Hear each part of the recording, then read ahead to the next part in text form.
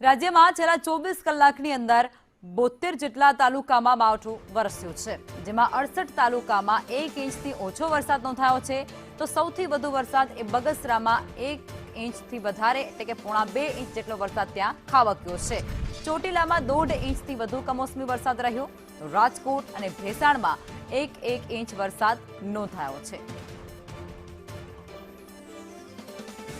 રાજ્યમાં છેલ્લા 24 કલાકમાં 72 જેટલા તાલુકામાં ભારે વરસાદ, અને એ વરસાદ કમોસમી છે એટલે ભારે કહેવું પડે છે, કારણ કે બધા જ વિસ્તારોમાં 1 ઇંચ કરતાં વધારે વરસાદ નોંધાયો હોય તેની વિગતો અમે તમને આપી રહ્યા છીએ। ચોટીલામાં 1.5 ઇંચથી વધુ વરસાદ નોંધાઈ ચૂક્યો છે, તો રાજકોટ અને ભેસાણ પંથકમાં પણ 1 ઇંચ કરતાં વધારે વરસાદ નોંધાયો છે।